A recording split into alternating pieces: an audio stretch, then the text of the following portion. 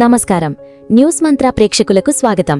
Telugu cinema చరిత్రలో కొన్ని సంవత్సరాలు ఎప్పటికీ చిరస్థాయిగా నిలిచిపోతాయి.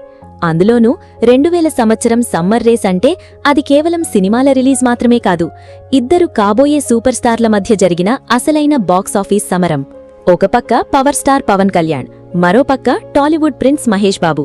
ఈ ఇద్దరి మధ్య జరిగిన మొట్టమొదటి బాక్సాఫీస్ వార్ గురించి ఇవాళ మనం ఇన్ డెప్త్ గా మాట్లాడుకోబోతున్నాం.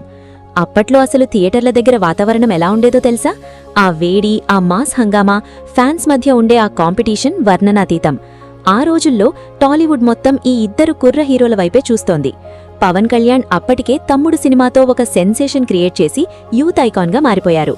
ఇక మహేష్ బాబు తన డెబ్యూ మూవీ రాజకుమారుడితో హ్యాండ్సమ్ లుక్స్తో అందరినీ ఆకట్టుకుని తనకంటూ ఒక ప్రత్యేకమైన ఇమేజ్ని సంపాదించుకున్నారు. ఈ ఇద్దరూ ఒకేసారి బాక్సాఫీస్ దగ్గర తలపడితే ఎలా ఉంటుందో అన్న ఆసక్తి అందరిలోనూ నెలకొంది.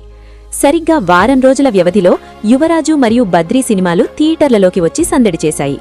అప్పట్లో ఈ క్లాష్ ఇండస్ట్రీలో ఒక పెద్ద హాట్ టాపిక్గా మారింది. మొదటగా పవన్ కళ్యాణ్ బద్రీ సినిమా గురించి మాట్లాడుకుంటే ఇది తెలుగు సినిమా మేకింగ్ స్టైల్నే మార్చేసింది. 2000 సంవత్సరం ఏప్రిల్ 20న రిలీజైన ఈ సినిమాతో పూరి జగన్నాథ్ అనే ఒక కొత్త డైరెక్టర్ ఇండస్ట్రీకి పరిచయమయ్యారు. పవన్ కళ్యాణ్లోని ఆ యాటిట్యూడ్ని, ఆ మాస్ స్వాగ్ని పూరి పర్ఫెక్ట్గా క్యాష్ చేసుకున్నారు. నువ్వు నందైతే నేను బద్రీనాథ్ అనే డైలాగు ఇప్పటికీ ఫ్యాన్స్కి పూనకాలు తెప్పిస్తుంది.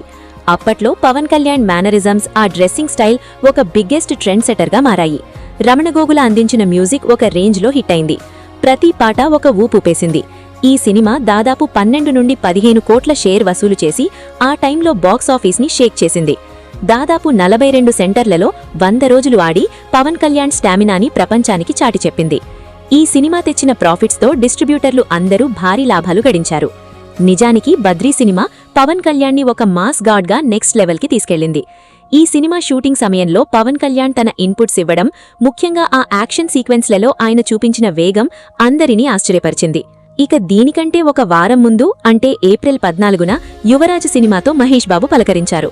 వైవీఎస్ చౌదరి తనదైన మార్క్ టేకింగ్తో మహేష్ని చాలా స్టైలిష్గా, ఎనర్జెటిక్గా చూపించారు. సిమ్రన్ మరియు సాక్షి శివానంద్ లాంటి స్టార్ హీరోయిన్లు ఉండటం ఈ సినిమాకి పెద్ద ప్లస్ పాయింట్ అయింది. ఈ సినిమాలోని మ్యూజిక్ కూడా రమణగోగులు గారే ఇచ్చారు. సో మ్యూజికల్గా ఈ 2 సినిమాల మధ్య ఒక విచిత్రమైన కామన్ పాయింట్ ఉంది. యువరాజ్ సాంగ్స్ కూడా విపరీతంగా పాపులర్ అయ్యాయి. కానీ సినిమా పరంగా చూస్తే ప్రేక్షకులకు ఇది ఒక యావరేజ్ అనుభూతిని ఇచ్చింది.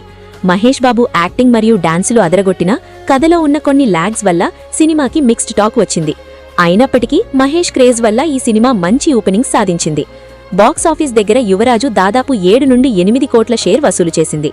చాలా ఏరియాల్లో ఈ సినిమా పెట్టిన పెట్టుబడిని వెనక్కి తెచ్చినా బద్రీ రేంజ్లో ఇండస్ట్రీ హిట్ రేంజ్కి వెళ్లలేకపోయింది. అప్పట్లో మహేష్ బాబు ఫ్యాన్స్ ఈ సినిమాలోని స్టెప్స్ చూసి ఫిదా అయిపోయారు. ఈ 2 సినిమాల బాక్సాఫీస్ క్లాష్లో క్లియర్ విన్నర్ ఎవరంటే ఖచ్చితంగా బద్రీ అనే చెప్పాలి. బద్రీ సాధించిన వసూళ్లు అప్పట్లో ఒక హిస్టారికల్ రికార్డ్. ఆ రోజుల్లో 15 కోట్ల షేర్ అంటే ఇప్పటి వాల్యూ ప్రకారం చూస్తే దాదాపు 100 కోట్ల గ్రాస్ కలెక్షన్స్తో సమానం. పవన్ కళ్యాణ్ తన అన్స్టాపబుల్ క్రేజ్తో బాక్సాఫీస్ని ఎలా రూల్ చేయొచ్చో ఈ సినిమాతో మరోసారి ప్రూవ్ చేశారు. మరోవైపు యువరాజు సినిమా మహేష్ బాబుకి తన కెరియర్లో ఒక లెసన్లా మిగిలిపోయింది. ఈ సినిమా తర్వాతే మహేష్ తన స్క్రిప్ట్ సెలెక్షన్లో మార్పును చేసుకుని మురారి లాంటి క్లాసిక్తో మళ్లీ ట్రాక్లోకి వచ్చారు. బద్రీ సినిమా పూరి జగన్నాథ్ని ఓవర్ నైట్ స్టార్ డైరెక్టర్ని చేస్తే, యువరాజు సినిమా వైవీఎస్ చౌదరికి తన మేకింగ్ స్టైల్లో ఉన్న లోపాలను సరిదిద్దుకునే అవకాశమిచ్చింది. ఈ 2 సినిమాలు రిలీజ్ అయినప్పుడు థియేటర్ల దగ్గర జరిగిన ఆ ఫ్యాన్స్ మధ్య చిన్నపాటి పోస్టర్ వార్లు ఇప్పటికీ ఒక క్రేజీ మెమరీలా మిగిలిపోయాయి. మరి ఈ 2 సినిమాల్లో మీకు ఏ హీరో అంటే ఇష్టం? ఆ ఏప్రిల్ 2000 నాటి జ్ఞాపకాలు మీకేమైనా ఉన్నాయా? మీరు థియేటర్లో మొదటిసారి ఏ సినిమా చూశారో కింద ఉన్న కామెంట్ సెక్షన్లో మాతో తప్పకుండా పంచుకోండి. ఇలాంటి మరెన్నో ఇంట్రెస్టింగ్ బాక్సాఫీస్ అనాలిసిస్లు మరియు లేటెస్ట్ సినీ అప్డేట్స్ కోసం మన న్యూస్ మంత్ర ఛానల్ని ఇప్పుడే సబ్స్క్రైబ్ చేసుకోండి. ఈ వీడియో మీకు నచ్చినట్లయితే లైక్ చేయండి మరియు మీ ఫ్రెండ్స్తో షేర్ చేసి వాళ్లకి కూడా ఈ పాత బాక్సాఫీస్ జ్ఞాపకాలను గుర్తు చేయండి. మళ్లీ మరో ఆసక్తికరమైన వీడియోతో మీ ముందుకు వస్తాను. అంతవరకు సెలవు. Thank you.